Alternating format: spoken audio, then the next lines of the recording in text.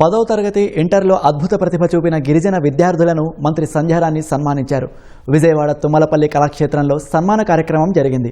550 కంటే ఎక్కువ మార్కులు సాధించిన 150 మంది విద్యార్థులను మంత్రి సత్కరించి ప్రతిభా సర్టిఫికెట్లు బహుకరించారు. గురుకుల ఆశ్రమ పాఠశాలలో ఒక్కో విద్యార్థిపై కూటమి ప్రభుత్వం ₹1,00,000 ఖర్చు చేస్తున్నట్లు మంత్రి సంధ్యారాణి తెలిపారు. 591 మనకి గురుకులంలో వచ్చాయి. 590 ఆశ్రమ స్కూల్లో హైయెస్ట్ వచ్చింది. అలాగే లాస్ట్ టైం కంటే ఇప్పుడు పిల్లలు పర్సంటేజ్ కూడా పెరిగింది.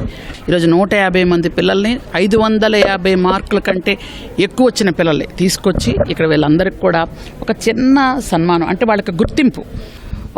మీకు అందరికి కూడా తెలుసు, ఎందుకంటే ట్రైబల్ వెల్ఫేర్ స్కూల్స్లో ఇప్పుడు మన ఆంధ్రప్రదేశ్లో పార్వతీపురం మన్యం జిల్లా ఇప్పుడు 10th క్లాస్ 4వసారి స్టేట్ ఫస్ట్ వచ్చింది. పిల్లలు చక్కగా చదువుకుంటున్నారు. NIT, IIT కూడా మంచి స్కోర్ సాధించారు. వాళ్ళకి గత టైంలో పెట్టి కానీ, దుప్పటి కానీ, కంచం కానీ, గ్లాస్ కానీ ఏమీ ఇవ్వకుండా వాళ్ళని ఇబ్బంది పెట్టే పరిస్థితి గత టైంలో ఉంది, మీ అందరికి కూడా తెలుసు.